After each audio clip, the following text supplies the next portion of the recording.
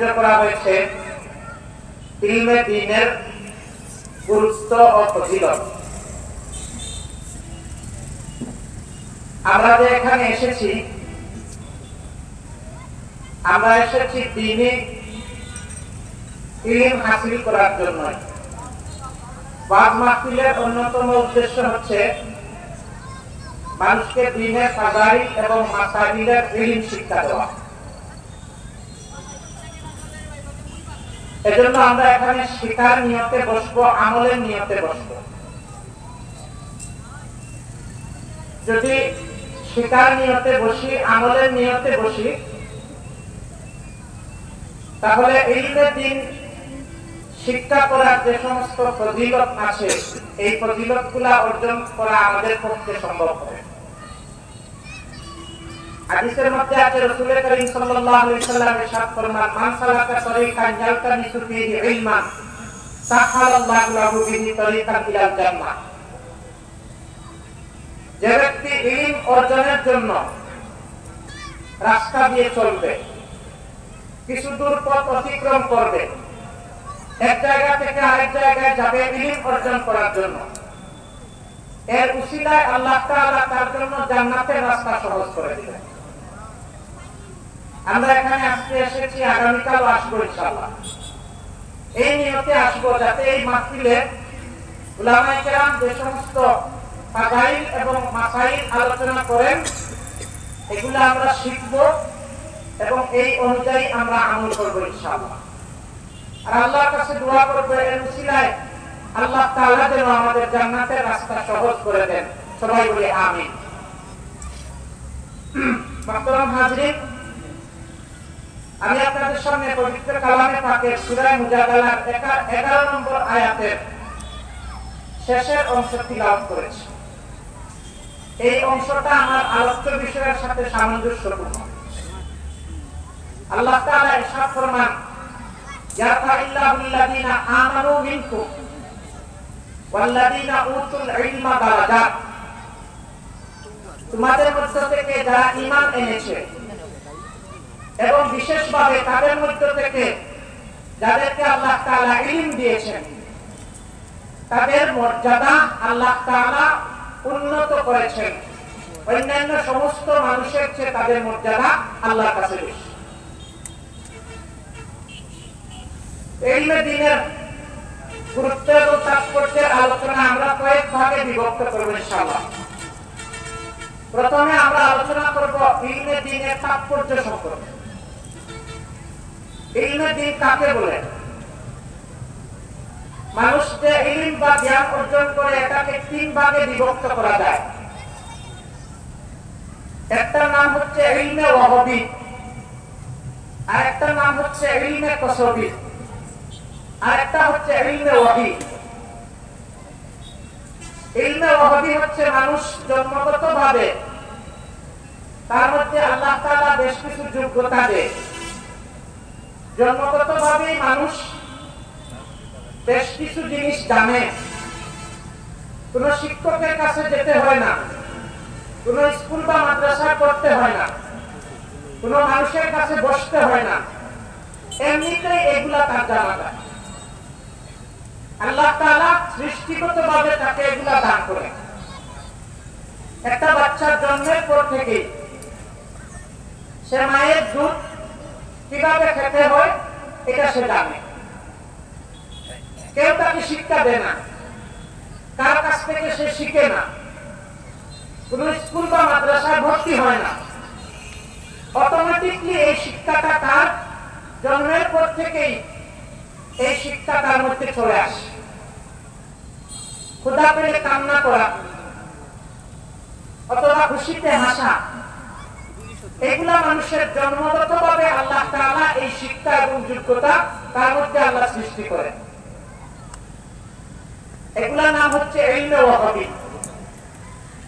ইলমে কসবি হচ্ছে মানুষ পঞ্চ ইন্দ্রিয়ের মাধ্যমে যে জ্ঞান অর্জন করে, তার নাম হচ্ছে ইলমে কসবি। কিছু জিনিস মানুষ চোখ দিয়ে দেখে কিছু শিক্ষা লাভ করে, কান দিয়ে শুনে আরো কিছু শিক্ষা লাভ করে। এইভাবে চোখ দিয়ে পড়ে বা দেখে আরো কিছু শিক্ষা লাভ করে, আকল দিয়ে বুদ্ধি বিবেক দিয়ে চিন্তা ভাবনা করে ফিকির করে আরো কিছু জ্ঞান সে লাভ করে, পড়াশোনার মাধ্যমে আরো কিছু জ্ঞান লাভ করে, মানুষের কাছ থেকে ওয়াজ নসিহত বক্তৃতা এবং লেকচার শুনে আরো কিছু জ্ঞান লাভ করে। এই জ্ঞান হচ্ছে ইলমে কসবি। আরেক প্রকারের ইলম ইলমে ওয়াহি। এই ইলমের উৎস হচ্ছে ওয়াহি। এই ইলম মানুষের আকলের মাধ্যমে অর্জন করা যায় না, এটা আল্লাহর পক্ষ থেকে নবী রাসূলদের মাধ্যমে মানুষের কাছে আসে। এটার নাম হচ্ছে ইলমে ওয়াহি। আগে দুইটা ইলমে ভুল হতে পারে, কিন্তু ইলমে ওয়াহিতে কোনো ভুল হতে পারে না। ইলমে ওয়াহি যেটা, এটা সন্দেহাতীত, এটার উৎস আল্লাহর পক্ষ থেকে ওয়াহি। আগে দুই ইলমে ভুল হতে পারে, বিভ্রান্তি আসতে পারে, কিন্তু ইলমে ওয়াহিতে কোনো ভুল নাই, কোনো বিভ্রান্তি নাই। ইলমে ওয়াহি শিক্ষায় যারা শিক্ষিত তাদের মর্যাদা আগে দুই প্রকারের শিক্ষিতর চেয়ে অনেক বেশি। এই আয়াতে আল্লাহ তাআলা যে বলছেন ওয়াল্লাযীনা উতুল ইলমা, এখানে ইলম বলতে ইলমে ওয়াহি উদ্দেশ্য। যাদেরকে আল্লাহ ইলমে ওয়াহি দিয়েছেন, আল্লাহ তাআলা তাদের মর্যাদা সবার উপরে আল্লাহ তাআলা তাদের মর্যাদা দিয়েছেন। হাদিসের মধ্যে আছে, যে হাদিসটা আপনাদের সামনে আমি পাঠ করেছি, আল্লাহ রাসূল সাল্লাল্লাহু আলাইহি ওয়াসাল্লাম ইরশাদ ফরমান, মান ইউরিদিল্লাহু বিহি খায়রান ইউফাক্কিহু ফিদ্দীন। আল্লাহ তাআলা যার কল্যাণ চান, যার ভালো চান, আল্লাহ তাআলা তাকে দ্বীনের বুঝ, সমঝ, জ্ঞান তাকে দান করেন। আল্লাহ যার কল্যাণ চান। এইভাবে কোরআন কারীমের অনেক আয়াত এবং অনেক হাদিসে ইলমে ওয়াহির গুরুত্ব এবং ইলমে ওয়াহির ধারক বাহকদের ফজিলত সম্পর্কে আলোচনা হয়েছে। এ পর্যন্ত আমরা ইলমে ওয়াহির তাৎপর্য জানলাম। ইলমে ওয়াহির উৎস ওয়াহি, আল্লাহর পক্ষ থেকে ওয়াহি। ইলমে ওয়াহিতে কোনো সন্দেহ নাই, সন্দেহাতীতভাবে প্রমাণিত।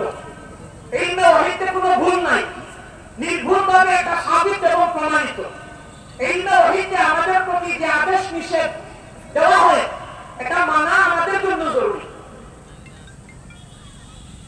ইলমে ওয়াহির মাধ্যমে যে আদেশ নিষেধ আছে, এই আদেশ নিষেধ পরিবর্তন করার সাধ্য কোনো মানুষের নাই।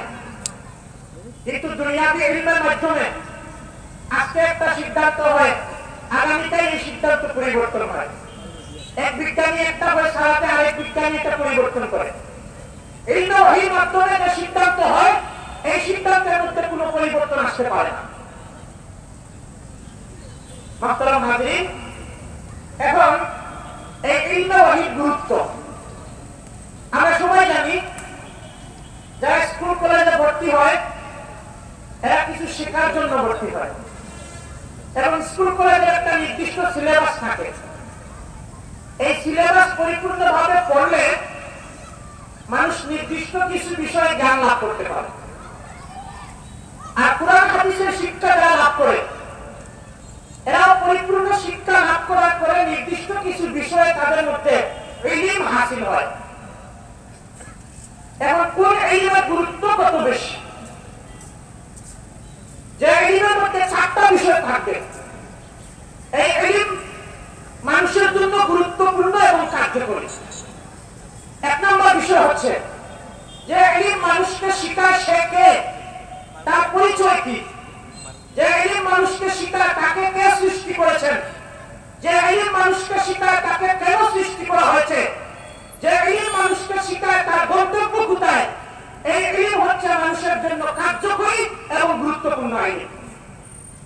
আর যে ইলমে মানুষের পরিচয় দেওয়া হয় না, মানুষের স্রষ্টার পরিচয় দেওয়া হয় না, মানুষ সৃষ্টির উদ্দেশ্য সম্পর্কে শিক্ষা দেওয়া হয় না, মানুষের শেষ কর্তব্য সম্পর্কে শিক্ষা দেওয়া হয় না, এই ইলম মানুষের চূড়ান্ত কার্যকারী ইলম হতে পারে না।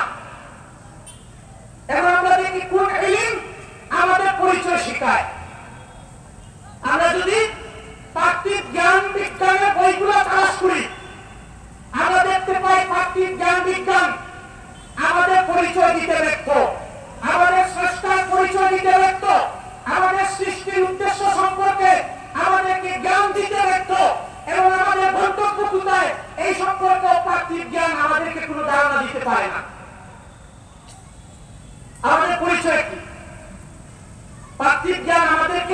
সুনির্দিষ্ট কোনো তথ্য দিতে পারে না। ডারউইনের মতবাদ আমাদেরকে বলে আমাদের পরিচয় হচ্ছে বানর। আমরা এক সময় বানর ছিলাম, এরপর বিবর্তনের মাধ্যমে আমরা মানুষ হয়েছি। আমাদের পরিচয় বানর, বানর হিসাবে আমাদের সৃষ্টি হয়েছে। এরপর ধারাবাহিক বিবর্তনের মাধ্যমে আমরা মানুষের রূপান্তরিত হয়েছি। আর কোরআনে কারিমে আল্লাহ তাআলা বলেন, আল্লাহ তাআলা কোরআনে কারিমে আমাদের সৃষ্টির পরিপূর্ণ বিবরণ আল্লাহ তাআলা দিয়েছেন। আল্লাহ তাআলা আমাদেরকে নুতফা থেকে সৃষ্টি করেছেন, এরপর আলাকা, মুযগা, আলাকা, ধারাবাহিকভাবে সৃষ্টির বর্ণনা আল্লাহ তাআলা দিয়েছেন। এরপর তোমরা পরিপূর্ণ মানুষে পরিণত হয়েছো। আল্লাহুল্লাযী খালাকাকুম মিন দুফিন সুম্মা জাআলা মিন বা'দি দুফিন কুওয়াতান সুম্মা জাআলা মিন বা'দি কুওয়াতিন দুফান ওয়া শাইবা। একেবারে বৃদ্ধ পর্যন্ত আল্লাহ তাআলা মানব সৃষ্টির প্রত্যেকটা পর্যায়ে আল্লাহ তাআলা পরিপূর্ণভাবে কোরআনে কারিমে আলোচনা করেছেন। প্রথমে তুচ্ছ পানি, এরপর আল্লাহ তাআলা জমাট রক্ত, এরপর গোশতের টুকরা, এরপর শরীরের অবয়ব, এরপর দুর্বল অবস্থায় মানব শিশু হিসাবে দুনিয়ায় আগমন, এরপর যুবক বয়সে উপনীত হওয়া, এরপর বার্ধক্যে উপনীত হওয়া। আমাদের সৃষ্টির শুরু থেকে শেষ পর্যন্ত প্রত্যেকটা পর্যায়ে আল্লাহ তাআলা কোরআনে কারিমে আলোচনা করেছেন। তাহলে পার্থিব জ্ঞান আমাদের সৃষ্টি তত্ত্ব সম্পর্কে আমাদেরকে পরিপূর্ণ ইলম দিতে পারে না, ধারণা দিতে পারে না, কিন্তু ইলমে ওয়াহী আমাদেরকে আমাদের সৃষ্টির রহস্য এবং তাৎপর্য সম্পর্কে আমাদেরকে পরিপূর্ণ ধারণা দেয়। এমনকি আমাদের সৃষ্টির সূচনা কিভাবে হয়েছে, প্রথম মানব হযরত আদম আলাইহিস সালামকে আল্লাহ তাআলা কিভাবে সৃষ্টি করেছেন, এই বর্ণনা ইলমে ওয়াহী আমাদেরকে দেয়। আমাদের সূচনা কখন, কিভাবে, কোন সময় হয়েছে, কি কারণে হয়েছে, এটা ইলমে ওয়াহী আমাদেরকে বলে। কিন্তু পার্থিব জ্ঞান এটা বলতে পারে না, এই ধারণা আমাদেরকে দিতে পারে না। মুহতারাম হাজিরিন, আমাদেরকে কেন সৃষ্টি করা হয়েছে, পার্থিব জ্ঞান আমাদেরকে এটা বলতে পারে না। কোন সময় বলে আমাদেরকে বুক করার জন্য সৃষ্টি করা হয়েছে, খাওয়া দাওয়া ফুর্তি করো, দুনিয়াটা মস্ত করো, এই ধারণা আমাদেরকে পার্থিব জ্ঞান দেয়। কিন্তু 60 বছর জিন্দেগির পরে আমাদের কি হবে, এরপর আমরা কোথায় যাবো, এই সম্পর্কে কোনো জ্ঞান ধারণা আমাদেরকে দিতে পারে না। কেন আমাদেরকে সৃষ্টি করা হয়েছে, অনর্থক কি সৃষ্টি করা হয়েছে। আবার হাসিবতুম আন্নামা খালাকনাকুম আবাসা ওয়া আন্নাকুম ইলাইনা লা তুরজাউন। আল্লাহ বলেন, তোমরা কি মনে করছো আমি তোমাদেরকে এমনিতেই অনর্থক কোনো কারণ ছাড়া কি তোমাদেরকে সৃষ্টি করেছি। পার্থিব জাগতিক জ্ঞান আমাদেরকে বলে সৃষ্টির পিছনে স্রষ্টার কোনো কারণ নাই। স্রষ্টাকে এটাও বলতে পারে না, স্রষ্টাকে এটাও বলতে পারে না। কোন সময় বলে কোন স্রষ্টা নাই, প্রকৃতিগতভাবে এমনিতে বিবর্তনের মাধ্যমে আমাদের সৃষ্টি হয়েছে। আবার কোন সময় বলে তারা সংশয়বাদী, স্রষ্টা আছে কিনা এই ব্যাপারে তারা সংশয়ের মধ্যে আছে। কিন্তু ইলমে ওয়াহী আমাদেরকে কোনো সংশয় রাখে না, পরিষ্কার ভাবে বলে যে কে আমাদেরকে সৃষ্টি করেছেন, কেন সৃষ্টি করেছেন, ইলমে ওয়াহী আমাদেরকে পরিষ্কার ভাবে এটা বলে দেয়। তাহলে যে জ্ঞান আমাদেরকে স্রষ্টা সম্পর্কে ধারণা দিতে পারে না, সৃষ্টির উদ্দেশ্য সম্পর্কে ধারণা দিতে পারে না, এই জ্ঞান পরিপূর্ণ জ্ঞান হতে পারে না। যে জ্ঞান আমাদেরকে শিখায় আমাদেরকে কে সৃষ্টি করেছেন, কেন সৃষ্টি করেছেন, এই জ্ঞান পরিপূর্ণ জ্ঞান, এই জ্ঞান কার্যকরী জ্ঞান, এই জ্ঞান মানব জাতির জন্য গুরুত্বপূর্ণ জ্ঞান। আল্লাহ আমাদেরকে সৃষ্টি করেছেন, ওয়াল্লাহু খালিকুল বারি। অসংখ্য অগণিত আয়াতে আল্লাহ তাআলা ঘোষণা করেছেন, আল্লাহুল্লাযী খালাকাকুম মিন দুফিন। আল্লাহ তোমাদেরকে এক দুর্বল অবস্থা থেকে তোমাদেরকে সৃষ্টি করেছেন। অসংখ্য অগণিত আয়াতে আল্লাহ বর্ণনা দিয়েছেন। খালাকাল মাউতা ওয়াল হায়াত কেন সৃষ্টি করেছেন, লিয়াবলুয়াকুম আইয়ুকুম আহসানু আমালা। সৃষ্টির উদ্দেশ্য আল্লাহ মৃত্যু এবং জীবন সৃষ্টি করেছেন তোমাদেরকে পরীক্ষা করার জন্য, তোমাদের মধ্যে কে উত্তম আমল করতে পারো এই পরীক্ষা করার জন্য। ওয়া খালাকতুল জিন্না ওয়াল ইনসা ইল্লা লিয়াবুদুন। জিন এবং ইনসানকে আমি সৃষ্টি করেছি আমার ইবাদত করার জন্য। আল্লাহ আমাদের সৃষ্টি করেছেন এবং কোন উদ্দেশ্যে সৃষ্টি করেছেন এটাও বলে দিয়েছেন। কিন্তু পার্থিব জ্ঞান আমাদেরকে এটা বলতে পারে না, আমাদেরকে ধারণা দিতে পারে না। কে সৃষ্টি করেছেন, কেন সৃষ্টি করেছেন, এই ধারণা দিতে পারে না। পার্থিব জ্ঞান আমাদের পরিণতি সম্পর্কে কিছুই বলতে পারে না, কিন্তু এই ওহী আমাদের পরিণতি সম্পর্কে স্পষ্ট ভাবে আমাদেরকে ধারণা দিয়েছে। আমরা যদি আল্লাহর হুকুম মানি, নেক আমল করি, আমাদের পরিণতি জান্নাত। আল্লাহর নাফরমানি যদি করি, আমাদের পরিণতি জাহান্নাম। পরকাল সম্পর্কে সুস্পষ্ট ধারণা। পার্থিব জ্ঞানে এই ধারণা নাই। পার্থিব জ্ঞানে ইহকাল একমাত্র মানুষের জীবন। এই ওহীতে ইহকাল একমাত্র জীবন না, বরং মানুষের আসল জীবন হচ্ছে আখিরাতের জীবন। তাহলে পার্থিব জ্ঞান আমাদেরকে একটা অপূর্ণাঙ্গ জীবনের ধারণা দেয়, আর এই ওহী আমাদেরকে পূর্ণাঙ্গ একটা জীবনের ধারণা দেয়। পার্থিব জ্ঞান আমাদেরকে শিখায় আমাদের ভবিষ্যৎ হচ্ছে 30 বছরের, আর এই ওহী আমাদেরকে শিখায় আমাদের ভবিষ্যৎ হচ্ছে অনন্তকালে। পার্থিব জীবন আমাদেরকে শিখায় আমাদের ভবিষ্যৎ ফিউচার আমরা উজ্জ্বল করতে হলে ব্যবসা বাণিজ্য, চাকরি বাকরি করতে হবে, মানুষের সম্পদ আত্মসাৎ করতে হবে। বস্তুবাদের শিক্ষা আমাদেরকে দেয় 30 বছরের ভবিষ্যতের জন্য। লেখাপড়া শেষ করতে করতে 28-29 বছর, এরপর চাকরি জীবন 30-32 বছর। এই 30-32 বছর আমাদের ভবিষ্যৎ। পার্থিব জ্ঞান আমাদেরকে এই শিক্ষা দেয়, কিন্তু এই ওহী আমাদেরকে শিক্ষা দেয় এটা আমাদের ভবিষ্যৎ না। আমাদের ভবিষ্যৎ শুরু হয় মৃত্যুর পর থেকে, এবং এই ভবিষ্যতের কোনো শেষ নাই, অনন্তকাল। পার্থিব জ্ঞান 30 বছরের ভবিষ্যৎ কিভাবে সাজাবো এই শিক্ষা দেয়, আর এই ওহী চিরস্থায়ী ভবিষ্যৎ কিভাবে সুন্দর করব এই শিক্ষা আমাদের দেবে। এবং সহজে আমাদের কাছে পরিষ্কার কোন শিক্ষাটা আমাদের জন্য গুরুত্বপূর্ণ। যে শিক্ষা 30 বছরের ভবিষ্যৎ প্রতিষ্ঠিত করার জন্য আমাদেরকে জ্ঞান শিখায়, সেই শিক্ষা গুরুত্বপূর্ণ না যে শিক্ষা অনন্তকালের আখিরাতের জীবন সুন্দর করার জন্য আমাদেরকে ধারণা দেয়, আমাদেরকে তালিম দেয়, এই শিক্ষা আমাদের জন্য গুরুত্বপূর্ণ। এই বিচারের ভার আমাদের হাতে। সম্মানিত উপস্থিতি, এই অনেক গুরুত্ব। আল্লাহ তাআলা সর্বপ্রথম ইলমের মাধ্যম কলম সর্বপ্রথম আল্লাহ তাআলা সৃষ্টি করেছেন। হাদিসের মধ্যে আছে, ইন্না আউওয়ালা মা খালাকাল্লাহু তাবারাকা ওয়া তাআলা আল কলম। সর্বপ্রথম আল্লাহ তাআলা কলম সৃষ্টি করেছেন। ফাকালা উকতুব, কলম সৃষ্টি করে কলমকে বললেন তুমি লেখো। কলম বলল মা আকতুবু, আমি কি লিখবো? আল্লাহ তাআলা বলেন উকতুবিল কদর, তুমি মানুষের তকদীর লেখো, সৃষ্টি জগতের তকদীর লেখো। সর্বপ্রথম সৃষ্টি করেছেন কলম। সর্বপ্রথম মানুষ সৃষ্টি করেছেন আদম। আদমকে সৃষ্টি করার পর সর্বপ্রথম তাকে ইলম শিক্ষা দিয়েছেন। ওয়াআল্লামা আদামাল আসমাআ কুল্লাহা সুম্মা আরাদাহুম আলাল মালায়েকা। আল্লাহ তাআলা পৃথিবীর সমস্ত জিনিসের আসমা এবং ইলম, সমস্ত জিনিসের নাম এর ব্যবহার বিধি সম্পর্কে হযরত আদম আলাইহিস সালামকে সর্বপ্রথম ইলম শিক্ষা দিয়েছেন। এর সর্বপ্রথম মুআল্লিম আল্লাহ তাআলা, আর সর্বপ্রথম মুতাআল্লিম ছাত্র হযরত আদম আলাইহিস সালাম। এবং এই ইলমের মাধ্যমে হযরত আদম আলাইহিস সালামকে ফেরেশতাদের উপর আল্লাহ তাআলা শ্রেষ্ঠত্ব দিয়েছেন, মর্যাদা দিয়েছেন।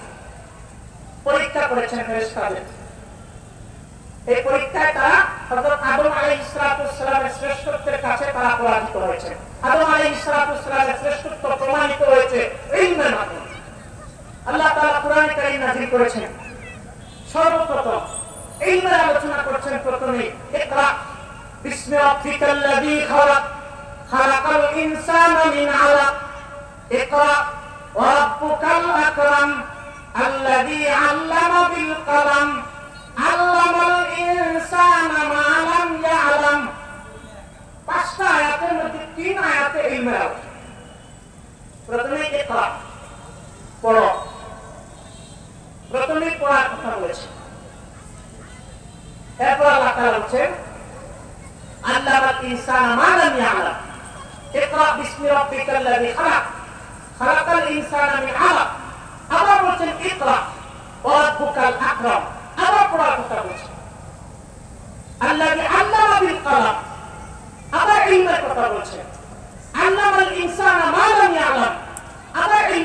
করেছেন, 5টা আয়াতের মধ্যে 4টা আয়াতে ইলমের আলোচনা করেছেন। আল্লাহ তাআলা সূরা রহমানে বলেছেন, আর রহমান আল্লামাল কুরআন খালাকাল ইনসান আল্লামাহুল বায়ান। প্রথমে তার পরিচয় দিচ্ছেন, এরপরে বলছেন আল্লামাল কুরআন, রহমান যিনি মানুষকে কোরআন শিক্ষা দিয়েছেন। এরপর বলছেন খালাকাল ইনসান, মানুষের সৃষ্টির আলোচনার আগে তাকে ইলম শিক্ষা দিয়েছেন, এই আলোচনা আল্লাহ তাআলা করেছেন। মাতরুন নাযিরিন, এজন্য আমাদের জীবনে ইহকালীন এবং পরকালীন জীবনে ইলমে ওয়াহির গুরুত্ব সবচেয়ে বেশি। ইলমে ওয়াহি আমাদের ব্যক্তি জীবন কিভাবে পরিচালিত করবে এই শিক্ষা আমাদেরকে দেয়, আমাদের পারিবারিক জীবন কিভাবে পরিচালিত করবে এই শিক্ষা দেয়, আমাদের সামাজিক জীবন কিভাবে পরিচালিত করবে এই শিক্ষা দেয়, আমাদের অর্থনৈতিক রাষ্ট্রীয় বিষয় কিভাবে পরিচালিত করব এই শিক্ষা আমাদেরকে দেয়। মানব জীবনের প্রত্যেকটা বিষয়ে পরিপূর্ণ শিক্ষা ইলমে ওয়াহি আমাদেরকে দেয়। শুধু মানুষের দুনিয়াবী জিন্দেগি না, আখিরাতের জিন্দেগিও কিভাবে পরিচালিত, কিভাবে সুন্দর হবে এই শিক্ষা ইলমে ওয়াহি আমাদেরকে দেয়। এজন্য আমরা যদি আমাদের দুনিয়া এবং প্রত্যেকটা আমল করার আগে এই আমলের সম্পর্কে জানতে হবে, ইলম অর্জন করতে হবে, এর মাসাইলগুলো জানতে হবে।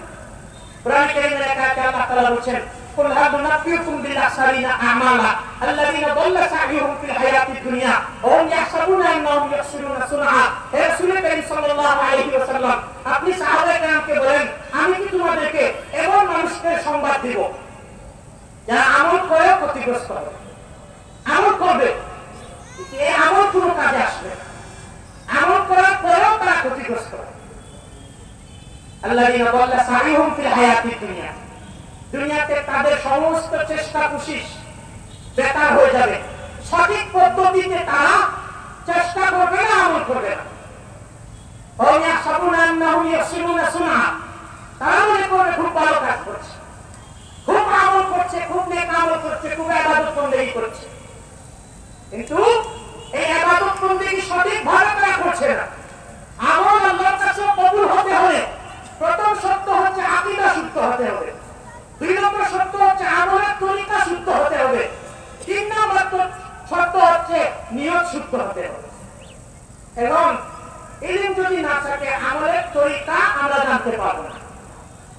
এজন্য হযরত উমর ইবনে আব্দুল আজিজ রাহমাতুল্লাহি আলাইহি বলেছেন, মান আমিলা আলা গায়রি ইলমি কানা মা ইউফসিদু আকসারা মিম্মা ইউসলিহু। যে ব্যক্তি ইলম ছাড়া কোনো আমল করবে, ইলম ছাড়া কোনো আমল করবে, এই আমলের মাধ্যমে যে পরিমাণ ফায়দা হবে এর চেয়ে বেশি ক্ষতি হবে যদি ইলম ছাড়া যদি আমল করে। হযরত ইমাম আহমদ ইবনে হাম্বল রাহমাতুল্লাহি আলাইহি বলেছেন, আন-নাসু ইলাল ইলমি আকওয়াতুহুম ইলা তাআমি ওয়াস শারাবি। মানুষের জীবন যাপনের জন্য খাবার দাবারের প্রয়োজন আছে, খাবার দাবার ছাড়া মানুষ বাঁচতে পারে না। আহমদ ইবনে হাম্বল বলেছেন, খাবার দাবারের প্রয়োজনীয়তা মানুষের যে পরিমাণ এর চেয়ে বেশি ইলমের প্রয়োজনীয়তা এর চেয়ে বেশি। মানুষ খাবার দাবারের প্রতি যে পরিমাণ মুখাপেক্ষী এর চেয়ে বেশি ইলমের মুখাপেক্ষী। তিনি ব্যাখ্যা দিচ্ছেন, লিআন্না রাজুলা ইয়াহতাজু ইলা তাআমি ওয়াস শারাবি ফিল ইয়াওমি মাররাতান আও মাররাতাইন ওয়া হাজাতুহু ইলাল ইলমি বিআদাদি আনফাসিহা। মানুষের খাবার দাবারের প্রয়োজন প্রতিদিন একবার অথবা 2 বার, এর চেয়ে বেশি না। কিন্তু ইলমের প্রয়োজন আমাদের না হাম্বল বলেছেন, প্রতিদিন যে পরিমাণ সে শ্বাস নেয়, যে পরিমাণ নিঃশ্বাস নেয়, এই পরিমাণ তার প্রয়োজন আছে। প্রতিটি নিঃশ্বাসে তার ইলমের প্রয়োজন আছে, প্রতিটি নিঃশ্বাসে তার ইলমের প্রয়োজন আছে। ইলম ছাড়া আমলও আল্লাহর কাছে কবুল হয় না, গ্রহণযোগ্য হয় না।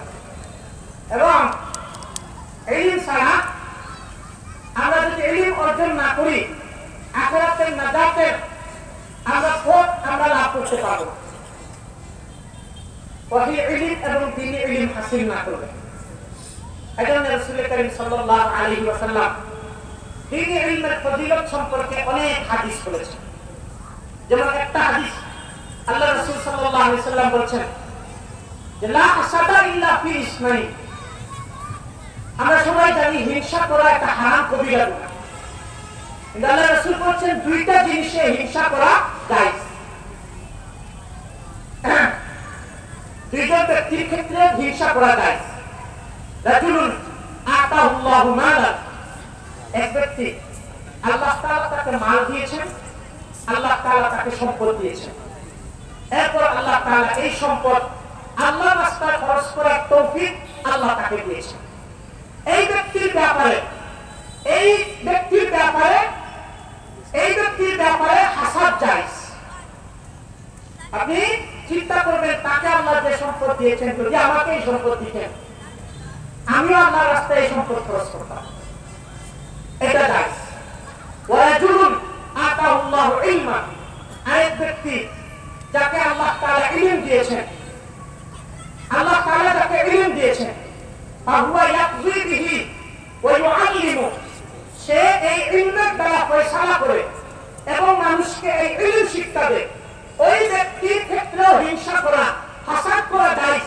এই ধারণা পোষণ করা আল্লাহ তাকে ইলম দিয়েছেন, আমাকে যদি ইলম দিতেন তাহলে আমিও ইলম অনুযায়ী আমল করতাম এবং মানুষকে এই ইলম আমি শিক্ষা দিতাম, এই চিন্তা লালন করা জায়েজ।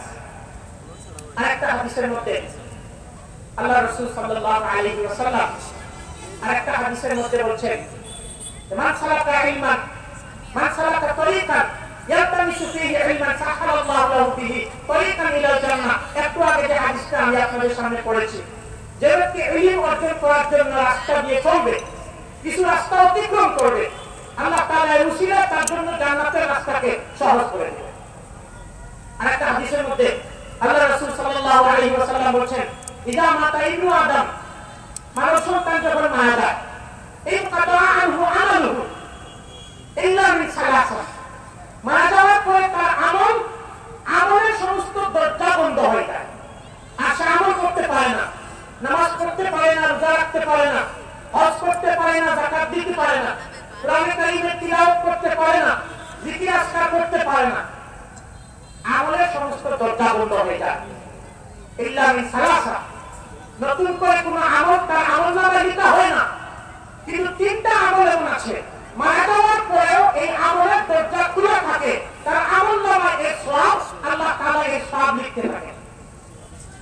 মিন সাদাকাতিন জারিয়া আও ইলমিন ইউনতাফাউ বিহি আও ওয়ালাদিন সালিহিন ইয়াদউ লাহু।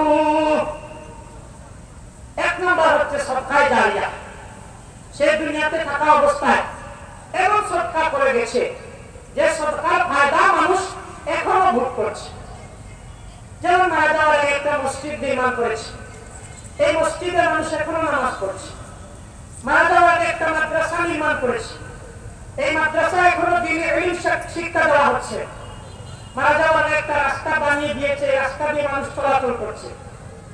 একটা টিউবওয়েল দিয়েছে, মানুষ পানি পান করছে।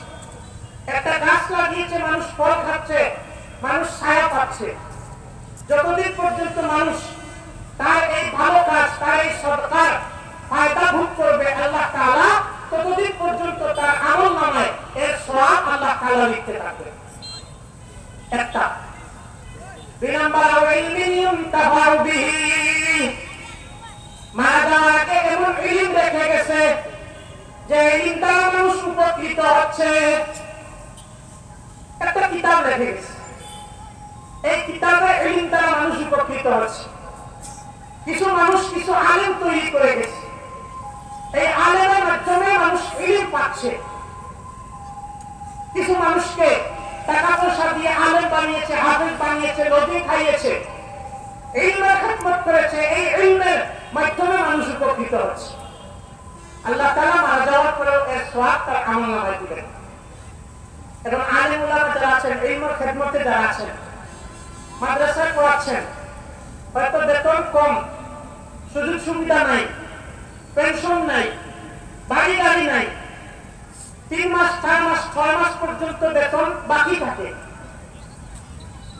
আমরা মনে করছি খুব বেশি ঠকছেন, মাদ্রাসায় পড়ে খুব বেশি ঠকছেন। সরকারি চাকরি যদি থাকতো তাইলে তো বেতন লম্বা থাকতো, পেনশন থাকতো। কিন্তু তাদের পেনশন আখিরাতে জমা হচ্ছে এই চিন্তা আমরা করছি। মাদ্রাসার একজন উস্তাদ, নুরানি একজন উস্তাদ, এই যে শিশুদেরকে নামাজের মাস্তা শিক্ষা দিচ্ছেন, সূরা কেরাত শিক্ষা দিচ্ছেন, মসজিদের মক্তবে একজন ইমাম মক্তবে শিশুদেরকে কায়দা পড়াচ্ছেন, কোরআন কারীমের তিলাওয়াত শিখাচ্ছেন, সূরা শিক্ষা দিচ্ছেন, এগুলো সদকায়ে জারিয়া। আখিরাতের খাতায় পেনশন জমা হচ্ছে। এই পেনশন আখিরাতে তুলবেন। সরকারি চাকরি যারা করেন 60 বছর 62 বছর হওয়ার পর অবসরে যান, রিটায়ারমেন্ট। আর আলেমরা অবসরে যান মৃত্যু করে। মৃত্যুর আগ পর্যন্ত তাদের কোনো অবসর নাই, মৃত্যুর আগ পর্যন্ত কোনো অবসর নাই, খেদমত চলতে থাকে।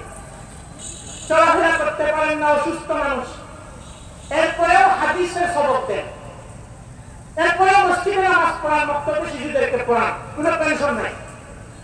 তাদের পেনশন মারা যাওয়ার পরে তাদের রিটায়ারমেন্ট শুরু। আখিরাতের খাতায় সওয়াব জমা হতে থাকে। মসজিদের মক্তবে যে শিশুকে কোরআন শিক্ষা দিয়েছেন, নামাজ শিক্ষা দিয়েছেন, সূরা কেরাত শিক্ষা দিয়েছেন, এই শিশু যতদিন পর্যন্ত নামাজ পড়বে, যতদিন পর্যন্ত কোরআন কারীম তিলাওয়াত করবে, যতদিন পর্যন্ত তার শিক্ষা দেওয়া দোয়াগুলো করবে, আল্লাহ তাআলা এই পেনশনের খাতায় সওয়াব লিখতে থাকবেন, আমলনামায় সওয়াব জমা হতে থাকবে। তাহলে আলেম উলামা মাদ্রাসা এবং মসজিদে পড়িয়ে ঠকছেন না, বরং তাদের আখিরাতের খাতায় সওয়াব জমা হচ্ছে। এই আশাই তারা মাদ্রাসায় পড়ান। 6,700-7,000 টাকা বেতনে মাদ্রাসায় পড়ে থাকেন। ব্যবসা বাণিজ্য করলে হয়তো এর চেয়ে বেশি রুজি করতে পারতেন, কিন্তু মাদ্রাসায় পড়ে আছেন, বেতন 6,000-7,000, এরপরে 3 মাস পর্যন্ত বেতন পান না। কেন? কোন ফায়দা? ফায়দা একটাই, আল্লাহর সন্তুষ্টি, ইল্লাহি খেদমত। এর সওয়াব দুনিয়াতে তারা চান না, আখিরাতে আল্লাহ তাআলা সওয়াব দিবেন, এই আশায় তারা মাদ্রাসায় পড়ে থাকে। মুহতারাম হাজিরিন, আল্লাহ রাসূল সাল্লাল্লাহু আলাইহি ওয়াসাল্লাম একটা হাদিসের মধ্যে বলেছেন, মান আতা মসজিদি হাদা, যে ব্যক্তি আমার এই মসজিদে আসে, লাম ইয়াতি ইল্লা লিখাইরিন ইয়াতাআল্লামুহু আও ইউআল্লিমুহু ফাহুয়া বিমানজিলাতিল মুজাহিদ। আল্লাহ রাসূল সাল্লাল্লাহু আলাইহি ওয়াসাল্লাম বলেন, আমার মসজিদে যারা আসে, আল্লাহ রাসূল সাল্লাল্লাহু আলাইহি ওয়াসাল্লামের মসজিদে নববীতে সাহাবায়ে কেরাম নামাজ পড়ার জন্য আসতেন, আর কিছু সাহাবী মসজিদে পড়ে থাকতেন দ্বীনি ইলম শিক্ষা করার জন্য। মসজিদের মধ্যে পড়ে থাকতেন, কিছু পেলে খেতেন, নাইলে উপোস থাকতেন, আসহাবে সুফফা। আল্লাহ রাসূল সাল্লাল্লাহু আলাইহি ওয়াসাল্লাম বলেন, যারা আমার মসজিদে ইলম অর্জন করার জন্য আসে, কল্যাণ শিক্ষা করার জন্য এবং শিখানোর জন্য যারা আসে, আল্লাহ রাসূল বলেন, এরা আল্লাহর রাস্তায় যারা জিহাদ করে তাদের যে মর্যাদা, এই সমস্ত মানুষ আমার মসজিদে যারা দ্বীন শিক্ষার জন্য এবং দ্বীন শিক্ষা দেওয়ার জন্য আমার মসজিদে যারা আসে, আল্লাহর কাছে তাদের এই পরিমাণ মর্যাদা। রাসূলুল্লাহ সাল্লাল্লাহু আলাইহি ওয়াসাল্লাম বলেন, মান খারাজা ফি তালাবিল ইলমি ফাহুয়া ফি সাবিলিল্লাহ হাত্তা ইয়ারজিআ, যে ব্যক্তি ইলম অর্জন করার জন্য ঘর থেকে বের হবে, যত সময় পর্যন্ত ঘরে ফিরে আসবে না, তত সময় পর্যন্ত সে আল্লাহর রাস্তায় আছে, তত সময় পর্যন্ত সে আল্লাহর রাস্তায় আছে। মুহতারাম হাজিরিন, এজন্য আমরা যদি এই সমস্ত ফজিলত অর্জন করতে চাই, আমরা যদি দুনিয়া এবং আখিরাতে কামিয়াবি হাসিল করতে চাই, তাহলে দ্বীনি ইলম আমাদেরকে অর্জন করতে হবে। দ্বীনি ইলমের কিছু স্তর আছে, দ্বীনি ইলম শিক্ষা করার হুকুম, দ্বীনি ইলমের কিছু স্তর আছে যেগুলো শিক্ষা করা ফরজে আইন, প্রত্যেক মানুষের জন্য শিক্ষা করা জরুরি। আবার কিছু বিষয় আছে যেগুলা সবার জন্য জরুরি না, ফরজে কিফায়া। কিছু মানুষ যদি এই ইলম অর্জন করে, তাদের মাধ্যমে যদি বাকিদের প্রয়োজন পূরণ হয়ে যায়, তাহলে সকলের দায়িত্ব আদায় হয়ে যায়। ফরজে কিফায়া এবং ফরজে আইন। ফরজে আইন যে সমস্ত ইলম শিক্ষা না করলে দৈনন্দিন জীবনে আপনার যে সমস্ত করণীয় এবং বর্জনীয় আছে, যে সমস্ত মামুলাত এবং মানহিয়াত আছে, হালাল হারাম যেগুলো আছে, এগুলা পরিপূর্ণ রূপে আপনি পালন করতে পারেন না, এই পরিমাণ ইলম অর্জন করা প্রত্যেক মুসলমানের জন্য ফরজ। প্রতিদিন 5 ওয়াক্ত নামাজ পড়া প্রত্যেক মুসলমানের জন্য ফরজ, এবং 5 ওয়াক্ত নামাজের প্রত্যেকটা মাসলা, নামাজের ফরজ, নামাজের ওয়াজিব, মুস্তাহাব্বাত, নামাজের সুন্নাত, নামাজের তাসবিহা, এই সবগুলো বিষয় জানা প্রত্যেকটা মুসলমানের জন্য ফরজ। যাকাত, যাদের উপর যাকাত ফরজ হয়েছে, সামর্থ্যবান যারা, যাকাতের মাসআলা জানা তাদের জন্য ফরজ। কিভাবে জানবেন? হয়তো মাদ্রাসায় গিয়ে জানবেন, নইলে কোনো মুফতি সাহেবকে জিজ্ঞেস করে জানবেন। জানাটা তার জন্য ফরজ। হজ যাদের উপর ফরজ হয়েছে, হজের মাসআলা জানা তার জন্য ফরজ। মাদ্রাসায় গিয়ে জানবেন অথবা মুফতি সাহেবকে জিজ্ঞেস করে জানবেন। যে সমস্ত আমল আমাদের জন্য ফরজ, ওয়াজিব, এই সমস্ত আমলের ইলম, মাসলা মাসাইল শিক্ষা করাও আমাদের জন্য ফরজ এবং ওয়াজিব। এই আমলের যে হুকুম তার মাসলা শিক্ষার ওই হুকুম। আর কিছু বিষয় আছে যেগুলা সবার পক্ষে শিক্ষা সম্ভব না। এগুলা সমাজের কিছু মানুষ যদি এই ইলমটা শিক্ষা করেন, সবার পক্ষ থেকে দায়িত্ব আদায় হয়ে যায়। কুরআন কারীমে আল্লাহ তাআলা সূরা আনফালে এই শিক্ষার কথাই বলছেন, আলাউলা নাফারা মিন কুল্লি ফিরকাতিন মিনহুম তাইফাতুন লিয়াতাফাক্কাহু ফিদ-দীনি ওয়া লিয়ুনদিরু কওমাহুম ইযা রাজাউ ইলাইহিম লাআল্লাহুম ইয়াহযারুন। আল্লাহ বলছেন, তোমাদের প্রত্যেক দল থেকে কিছু মানুষ কেন বের হয় না? দ্বীনের তাফাক্কুহ হাসিলের জন্য। তাফাক্কুহ হাসিলের জন্য। এটা সাধারণ ইলম না, দ্বীনের গভীর ইলম যেটা সাধারণ মানুষের পক্ষে এই ইলম অর্জন করা সম্ভব না। এই ইলম অর্জন করার জন্য কিছু মানুষ, প্রত্যেক যুগে কিছু মানুষ থাকা দরকার, যারা ইলমটা শিক্ষা করবে, এরপর নিজের কওমের কাছে যখন আসবে এই ইলম অনুযায়ী মানুষদেরকে আমর নহি করবে, আমর বিল মারুফ নহি আনিল মুনকার করবে। এই ইলম অনুযায়ী মানুষদেরকে ইনজার করবে, তাফসীর করবে, খারাপ কাজ থেকে বাঁচাবে, ভালো কাজের প্রতি উদ্বুদ্ধ করবে, জাহান্নাম থেকে ভয় দেখাবে, জান্নাতের প্রতি মানুষকে আগ্রহী করবে এবং উদ্বুদ্ধ করবে। এমন কিছু মানুষ প্রত্যেকটা সমাজে থাকা দরকার। এই দায়িত্বটা পালন করছে আমাদের মাদ্রাসাগুলা। মাদ্রাসাগুলা যদি না থাকতো তাহলে এই দায়িত্ব পালন করার কোনো মানুষ আমরা খুঁজে পেতাম না। আমরা মনে করি মাদ্রাসাগুলা মনে হয় আমাদের জন্য বোঝা, আমরা এটা বুঝি না। মাদ্রাসাগুলো আমাদের সবার দায়িত্ব, মাদ্রাসাগুলা পালন করেছে। এই মাদ্রাসা, কওমি মাদ্রাসাগুলা প্রত্যেকটা সমাজে এমন কিছু মানুষ তৈরি করছে যাদের মধ্যে তাফাক্কুহ ফিদ-দীন আছে। দ্বীনের যে কোনো বিষয়ে মানুষের প্রয়োজন হলে তাদের কাছে গিয়ে জিজ্ঞেস করতে পারে এবং তারা এর সঠিক সমাধান দিতে পারে, এমন কিছু মানুষ কওমি মাদ্রাসা তৈরি করেছে। এই কওমি মাদ্রাসা আমাদের জন্য রহমত। আল্লামা ইকবাল রাহমাতুল্লাহ আলাইহি স্পেন সফর করে পাকিস্তান ফিরে আসলেন। এরপর তিনি মন্তব্য করলেন, তুম মাদারিস কো আপনি হালত কো ছোড় দাও। এই সমস্ত কওমি মাদ্রাসাকে তোমরা তার অবস্থার উপর ছেড়ে দাও। তিনি বলছেন, এই যে চাটাইয়ের উপর বসে সামান্য 2 পয়সার মৌলবীরা মানুষকে যা শিখায়, তোমরা এগুলাকে তুচ্ছ মনে করো না। আমি স্পেন সফর করেছি, স্পেনের অবস্থা দেখেছি। 800 বছর মুসলিম শাসন ছিল স্পেনে, কিন্তু যখন ইসলামী শাসন ব্যবস্থা স্পেন থেকে বিলুপ্ত হয়েছে, কোন মাদ্রাসা এবং মসজিদ বাকি থাকেনি, যার ফলশ্রুতিতে আজকে স্পেনে ইসলামের নাম নেওয়ার কোনো মানুষ নাই। হাজার হাজার মসজিদকে গির্জায় পরিণত করা হয়েছে, হাজার হাজার মসজিদ। আপনি উসমানী সালতানাতের অধীনে যে সমস্ত ইউরোপিয়ান রাষ্ট্রগুলো ছিল, এরপর স্বাধীন হয়েছে প্রথম বিশ্বযুদ্ধের পরে, উসমানী খেলাফতের বিলুপ্তির পরে, এই দেশগুলো সফর করে দেখবেন কি পরিণতি হয়েছে, কি পরিণতি হয়েছে। মাত্র 100 বছরের ভিতরে খেলাফত বিলুপ্ত হয়েছে 1924 সালে। 100 বছর হয়েছে। 100 বছরের ভিতরে এই সমস্ত দেশে মসজিদ, মাদ্রাসা, কুরআন, আরবি কোনো কিছু নাই।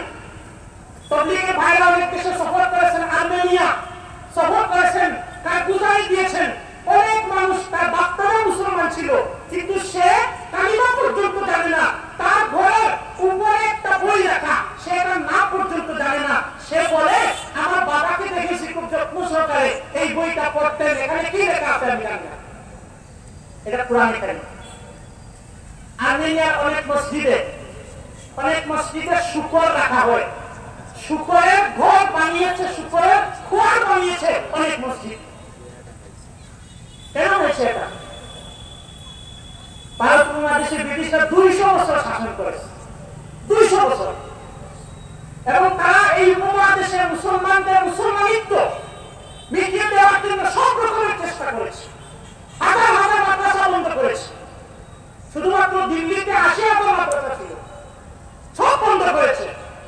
সরকারের পক্ষ থেকে, মুসলিম সরকারের পক্ষ থেকে মাদ্রাসার জন্য আলাদা জায়গির শত শত একর জায়গা লিখে দেওয়া ছিল, এই সবগুলো জায়গা বাতিল করেছে ব্রিটিশ সরকার।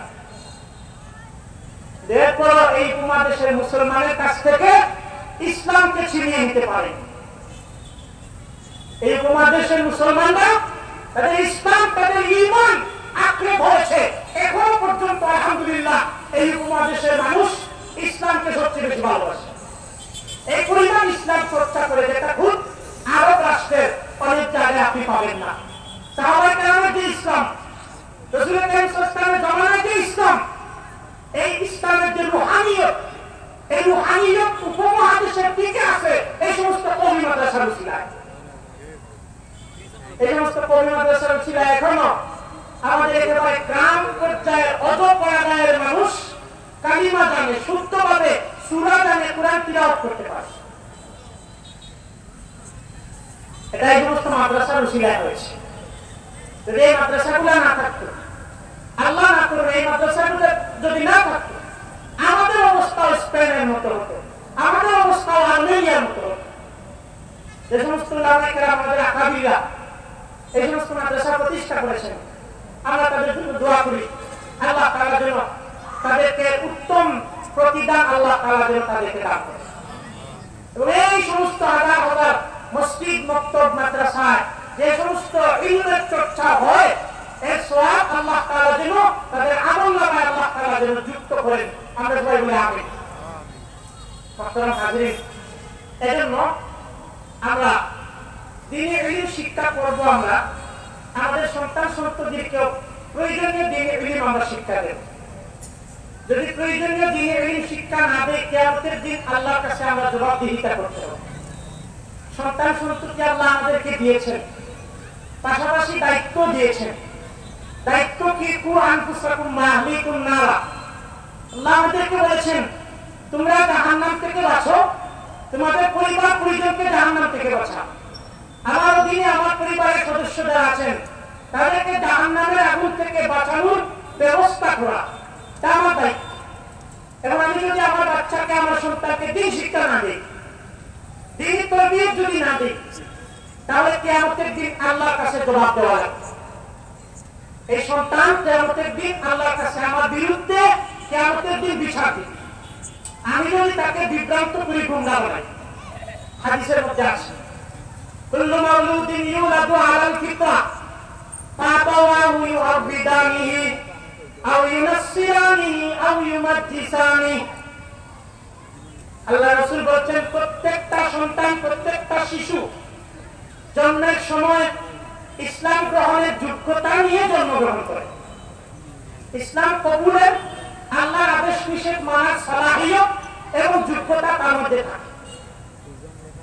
এর পর তাকে নষ্ট করে তার বাবা মা।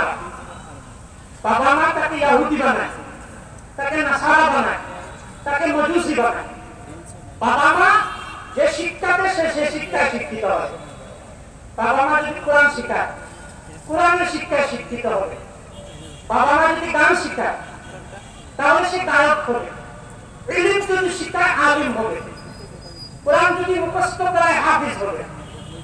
যে শিক্ষা দেবে সে সেভাবেই বড় হবে।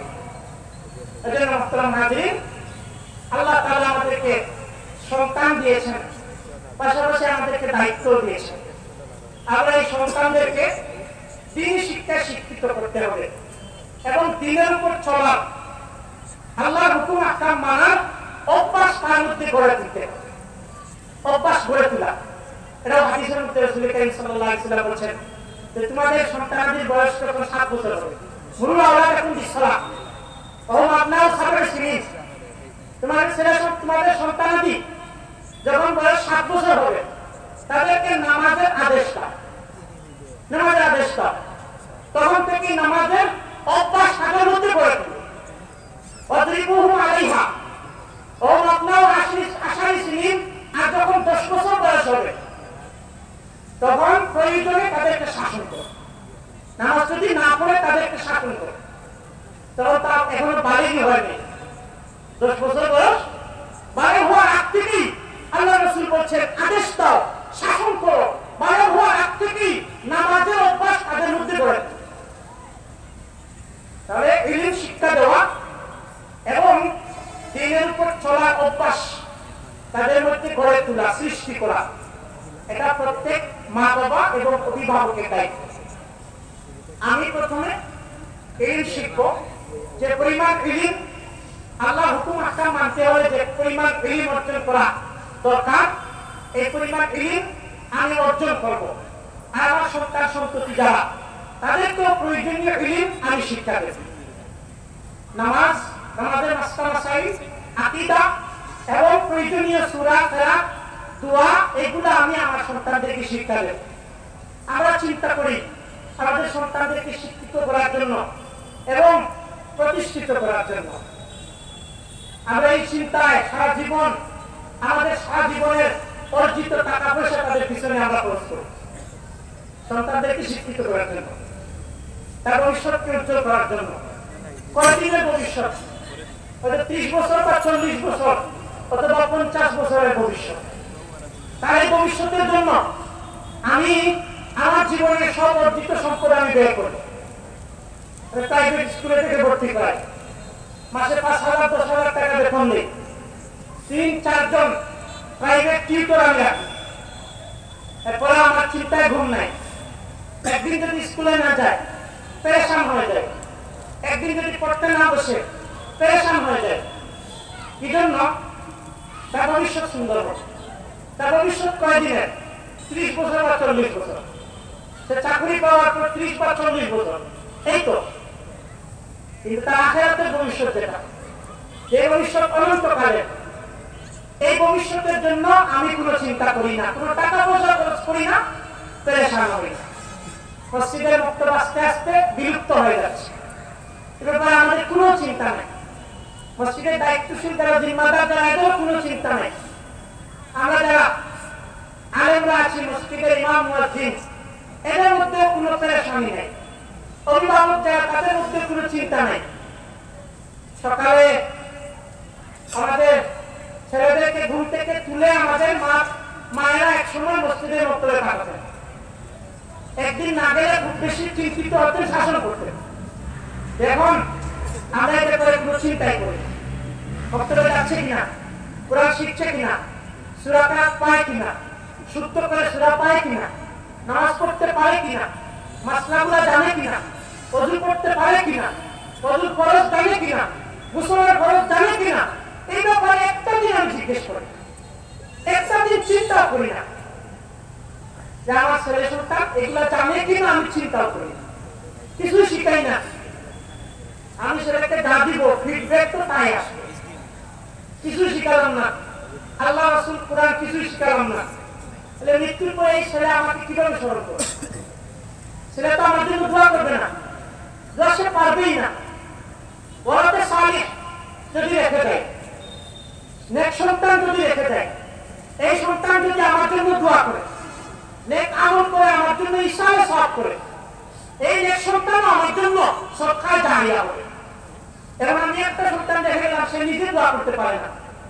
বছরে একদিন আমার মৃত্যুবার্ষিকীতে হয়তো বাড়িতে আসে, মসজিদের ইমাম সাহেব কয়েকজন একত্রিত হয়ে একটা খতম করায় আর দোয়া করে, এরপর চলে যায়। সারা বছর একটা দিন আমার জন্য দোয়া করেন না। আল্লাহ যে দোয়া শিক্ষা দিয়েছেন, রব্বি রহমহুমা কামা রাব্বায়ানি সগীরা, এটা সে জানেই না। এমন সন্তান আমি রেখে গেছি। আমার মতো হতভাগা, আমার মতো দুর্ভাগা পিতা মাতা আর হতে পারে না, যদি আমি আমার সন্তানকে অন্তত আমার জন্য দোয়াটা শিক্ষা দিয়ে যেতে না পারি।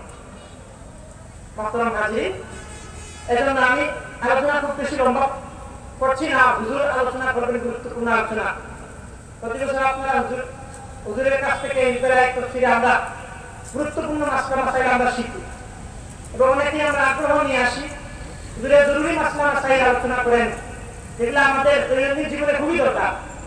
ইনশাআল্লাহ আজকে হুজুর আমাদের সামনে গুরুত্বপূর্ণ আলোচনা করবেন, এজন্য আমি আমার আলোচনা লম্বা করছি না। এই পর্যন্ত আলোচনা আমরা বুঝলাম যে প্রকৃত শিক্ষা হচ্ছে দ্বীনি শিক্ষা এবং ওহী শিক্ষা। মানুষের জীবন এবং মরণ, ইহকাল এবং পরকাল, দুনিয়া এবং আখিরাত, উভয় জাহানের জন্য জরুরি গুরুত্বপূর্ণ হচ্ছে আখিরাতের শিক্ষা, ইলমে ওহী শিক্ষা, দ্বীনি শিক্ষা। এজন্য আমরা আমাদের সন্তানদেরকে দ্বীন শিক্ষা দেব, প্রয়োজনীয় দ্বীন শিক্ষা আমরা দেব। দুনিয়ার শিক্ষার প্রয়োজন আছে, কিন্তু দ্বীন শিক্ষা একটা সর্বাগ্রে। দ্বীন শিক্ষা যদি থাকে তাহলে তার ব্যক্তি জীবন, পারিবারিক জীবন সবকিছু সুন্দর হবে। আর যদি দ্বীন শিক্ষা না থাকে তাহলে কোনো শান্তি কোথাও থাকবে না। অনেক শিক্ষিত মানুষ, অনেক প্রতিষ্ঠিত ব্যবসায়ী, কোটিপতি, কিন্তু শান্তি নেই।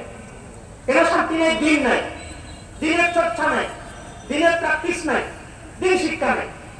এজন্য শান্তির মূল হচ্ছে দ্বীনের উপর চলা এবং দ্বীনি শিক্ষা অনুযায়ী চলা, দ্বীনি ইলম অনুযায়ী চলা। আমাদের সমাজে দ্বীনি শিক্ষার অনেক প্রভাব আছে। জন্ম থেকে নিয়ে মৃত্যু পর্যন্ত প্রত্যেকটা ক্ষেত্রে আমরা দ্বীনি ইলম এবং ইলমের সাথে সম্পর্কিত যারা, আমরা তাদের সাহায্য নিই। একটা সন্তান জন্মগ্রহণ করার পরে আমরা ইমাম সাহেবের কাছে যাই আযান দেওয়ার জন্য, তার নাম রাখার জন্য মুফতি সাহেবের কাছে যাই, একটা সুন্দর নাম দেন হুজুর। আকিকা করার জন্য ইমাম সাহেবের কাছে যাই। আমাদের সমাজের প্রত্যেকটা ক্ষেত্রে দ্বীনি ইলম, আলেম উলামা, মসজিদ মাদ্রাসা অঙ্গিভাবে জড়িত আছে। প্রত্যেকটা ক্ষেত্রে পরিবার, ব্যক্তি, সমাজ, আচার অনুষ্ঠান, জীবন মৃত্যু, প্রত্যেকটা ক্ষেত্রে আলেম উলামা, ইলম, মসজিদ মাদ্রাসা, মক্তব এগুলোর সম্পর্ক আছে। এজন্য আমরা যদি দ্বীনকে টিকিয়ে রাখতে চাই এবং পৃথিবীতে যদি টিকিয়ে রাখতে চাই, দ্বীনি ইলমের চর্চা জারি রাখতে হবে। কিয়ামতের আগে ইলম উঠে যাবে, ইলম উঠে যাবে কিয়ামতের আগে। ইলম উঠবে কিভাবে? আল্লাহ সমস্ত আলেমকে উঠিয়ে নেবে। ইন্নাল্লাহ লা ইয়াকবিল ইলমা ইনতিজাআন ইয়ানতাজিউহু মিনান নাস ওয়ালাকিন ইয়াকবিলুহু বিকবজিল উলামা। আল্লাহ কিয়ামতের আগে ইলম উঠিয়ে নেবেন। কিভাবে উঠাবেন? কিতাবের পাতা থেকে মুছে যাবে এরকম না, আলেমদেরকে উঠিয়ে নেবেন। আলেম থাকবে না। হাত্তা লাম ইউতি আলিমান ইত্তাখাযান নাসু রুসান জুহালা। কোন আলেম থাকবে না, মানুষ জাহিলদেরকে আলেম মনে করবে, তাদেরকে ইমাম বানাবে, নেতা বানাবে, তাদেরকে এসে প্রশ্ন করবে। ফাসুইলু, তাদেরকে প্রশ্ন করবে। ফাতাও বিগাইরি ইলমিন, ইলম ছাড়া না জেনে তারা ফতোয়া দেবে। আদাল্লু ওয়া আদাল্লু, নিজেরাও গুমরাহ হবে, মানুষকে গুমরাহ বানাবে। এজন্য মুহতারাম হাজিরিন, এই ইলম এবং উলামার কদর করা দরকার। ইলমি মাজালিস যেগুলো আছে এগুলোর কদর করা দরকার। ইলমি মাহফিল যেগুলো আছে এগুলোর কদর করা দরকার। হিজবুল্লাহি মাহফিল যেটা পুরা সিলেটের মধ্যে একটা ব্যতিক্রম ধর্মী ইলমি মাহফিল। এখানে কিচ্ছা কাহিনী বর্ণনা করা হয় না, বরং বিষয় ভিত্তিক, কুরআন হাদিসকে বিষয় ভিত্তিক আলোচনা করা হয়, মাসআলা মাসাইলের আলোচনা করা হয়। এজন্য আমরা আমাদের ঐতিহ্য এই মাহফিলটাকেও টিকিয়ে রাখার দরকার। এই মাহফিলের জন্য সাহায্য সহযোগিতা পরামর্শ দেওয়া দরকার, যাতে প্রতি বছর এই মাহফিলটা সুন্দরভাবে আয়োজন করা যায়। এজন্য আমরা সবাই সহযোগিতা করার দরকার, পাশে থাকার দরকার, পরামর্শ দেওয়ার দরকার এবং দোয়া করার দরকার। আমরা সবাই পাশে আছি তো ইনশাআল্লাহ। আল্লাহ তাআলা যেন আমাদেরকে কবুল করেন, এই মাহফিলকে যেন কবুল করেন, আমাদেরকে যেন ইলম হাসিল করার তৌফিক দেন, ইলম ও উলামার সাথে সম্পর্ক রাখার জন্য আমাদেরকে তৌফিক দেন, মসজিদ মাদ্রাসা মাকাতিবের সাহায্য সহযোগিতা করার তৌফিক আল্লাহ তাআলা যেন আমাদেরকে দান করেন। আমিন। ওয়া আখিরু দাওয়ানা আলহামদুলিল্লাহি রাব্বিল আলামিন।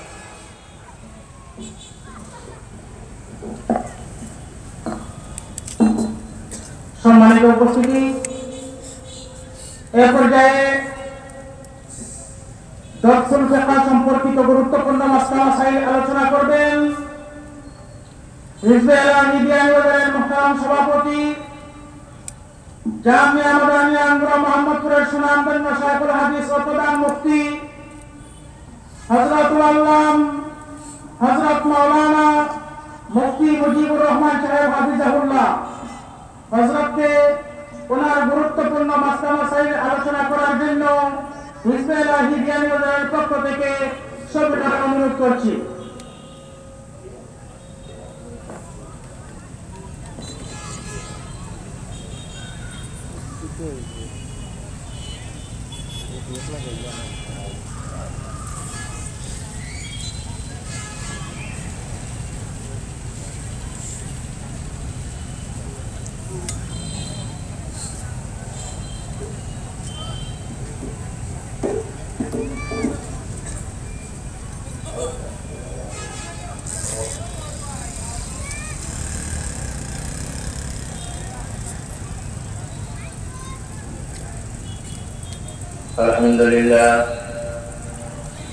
الحمد لله نحمده ونستعينه ونستغفره ونؤمن به ونتوكل عليه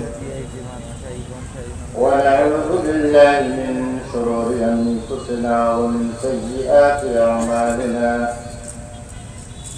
من يهده الله فلا مضل له ومن يضلله فلا هادي له ونشهد أن لا إله إلا الله وحده لا شريك له ونشهد أن سيدنا وسندنا وحبيبنا ونبينا ومولانا محمدا عبده ورسوله صلى الله تعالى عليه وعلى آله وأصحابه وبارك وسلم. أما بعد فأعوذ بالله من الشيطان الرجيم. بسم الله الرحمن الرحيم.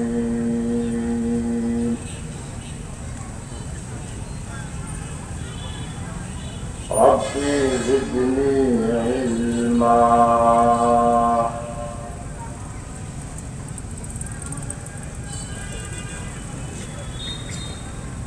আলহামদুলিল্লাহ বিয়ানীবাজার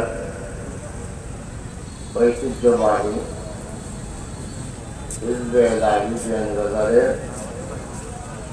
31তম তাফসীরুল কোরআন মাহফিলের আজকে দ্বিতীয় দিনের মাগরিবের পরের অনুষ্ঠান। আল্লাহ পাক আমাদেরকে উক্ত অনুষ্ঠানে হাজির হওয়ার তৌফিক দিয়েছেন। সবাই করি আলহামদুলিল্লাহ। আপনারা প্লেটে দেখেছেন আগামী দিন এটার পর দর্শে ক্রেতার সময় রাখা হয়েছে। আমার নামে দর্শে ক্রেতার বয়ান এটার পর রাখা হয়েছে। লিফলেটে একটা আছে আগামী দিনে সুযোগ হইলে সময় মিললে এটা করা হবে। দর্শের ফেকা তো এমন একটি বিষয়, এটা আলোচনা করে শেষ হওয়ার।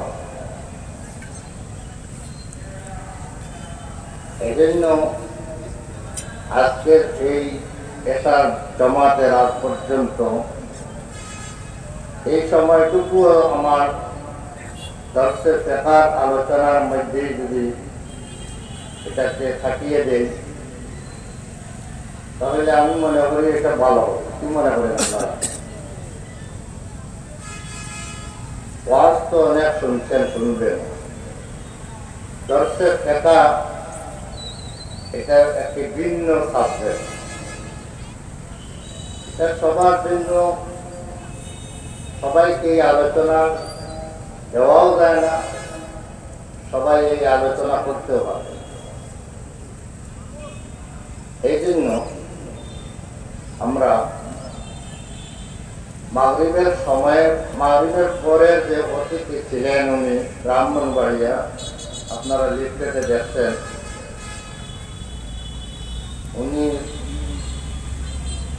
আসতে পারেননি, সে বকাতুল্লাহ নূর সাহেব বিবাড়ি। ওনার একটি সমস্যা, গাড়ি নিয়ে একটা সমস্যা, প্রায় 40 লাখ টাকার একটি সমস্যা নিয়ে পড়ে গেছে হঠাৎ করে। এই জন্য এটার সমাধান করতে যাইয়া আমাদের এই মহফিলে আসতে পারে। দাওয়াত যাকে যাকে ঠিকই তা সবার সাথে যোগাযোগ ঠিক মতোই আছে, কিন্তু যিনি আসতে পারতেছেন না উজোরের কারণে, উজোর তো সব মানুষের লেগে রাখিয়ে আছে। এই জন্য আমাদের উপর বদগুমানি করবেন না। মনে হয় লিফলেটে অনেকের নাম দিচ্ছেন মানুষ জমানোর জন্য, আর যার নাম দিলেন তার নাম শুনিয়ে আসলাম আমরা পাই নাই। এই ধরনের আমরা উদ্দেশ্য কখনো করি নাই। হিজবে এলাই বিশেষ করে এই ধরনের কাজ করে। আমাদের মেন অতিথিরা যারা যারা তাদের নাম শুনলে মানুষ আপনারা আগ্রহের সহিত বিশেষ করে আসেন, ওনারা ইনশাআল্লাহ আসবেন। আজকে যেমন হযরত মাওলানা ফরিদউদ্দিন প্রেমী সাহেব সমস্ত জ্ঞানী বাজার না, সমস্ত বাংলাদেশের লোক ওনার ওয়াজকে পছন্দ করে। ওনার ওয়াজ শোনার জন্য জ্ঞানী বাজারে, বিশেষ করে জ্ঞানী বাজারের লোক আশিকের মতো উনাকে দাওয়াত না দিলে আমাদেরকে জিজ্ঞেস করে উনি কেন ওনাকে দাওয়াত দিলেন না। উনি আমাদের পিন্ডালের পাশে চলে আসে, ইসলামের জায়গায় ওনাকে রাখা হবে। ওনার বয়ান আজকে অনুমানিক 9টার পর থেকেই ওনার বয়ান হবে। যারা শহীদ সাহেবের বয়ান শোনার জন্য অপেক্ষমান, 9টার সময় আপনারা পিন্ডালে হাজির থাকার অনুরোধ করছি। এর আগে গুরুত্বপূর্ণ বয়ান হবে। সব কয়েকটি হিজবে এলাকায় সব কয়েকটি বয়ান শোনার প্রয়োজন। এই আলোচ্য বিষয়গুলো আমি সব কিছু আমার হাতে লিখিয়ে দিই। এইগুলা নির্ণয় আমি করি। সময়ের প্রয়োজন, কোনটার বয়ানের প্রয়োজন সেটা অনুমান করিয়া সেটাই আমি প্রতিজন বক্তা যার সাথে একটি মুনাসিব হয় তার সাথে সেই বিষয়টা লিখিয়ে দিই। আমাদের সব কয়েকটি বিষয় প্রয়োজনীয়, সবার আমরা শোনার দরকার, জানার দরকার। আজকে আমাদের এই মাগরিবের পরের যে হযরত মাওলানা ফরহাদ আহমদ সালেশ্বরী হুজুর জামে মাদানিয়া আঙ্গুরা মোহাম্মদপুরের গুরুত্বপূর্ণ শিক্ষক, উনি যে আলোচনাগুলো করছেন ইলমে দ্বীন সম্পর্কে, কি মনে করেন এই আলোচনাগুলো আমাদের জন্য ফায়দামন্দ না বেফায়দা? এই ধরনের আলোচনা, এই ধরনের মুড়ি মারিয়া চতুর আয় সাইরো আইলে চতুর আয় চতুর্দিক চতুর সীমানা বন্ধ হইয়া এমন সুন্দর আলোচনা তো আপনারা হয়তো ঢাকা থেকে যারা আসবে তাদের মুখ থেকে হয়তো না শুনতে পারে। আমাদের সম্পদকে আমরা কদর করতে হবে। আমরা এখন সিলেটি মানুষ হয়ে গেছি ঢাকামুখী এবং বেঙ্গলমুখী। মনে করি আমরা যদি সাপুরির টান না হয় তাহলে মহফিলও হইল না। সাপুরির টান শোনার জন্য অনেক মানুষ আছে, আমি ওদেরকে সাপুরি বলি। তারা লম্বা লম্বা টান দিয়ে মানুষকে তোলা করার জন্য ওয়াজ করে, ওদেরকে আমি সাপুরি বলি। সেই সাপুরিদের আপনার টান না শুনলে অনেক মানুষ জমা হয় না। হিজবে এলাকাতে কিন্তু কোনো সাপুরিকে দাওয়াত দেওয়া হয় না, যেহেতু এটা ইলমের মজলিস। এখানে ইলম শিখার জন্য, কিছু শিখার জন্য মানুষ আছে। যাদের কাছ থেকে মানুষ শিখতে পারবে এমন মানুষকে এখানে দাওয়াত দেওয়া হয়।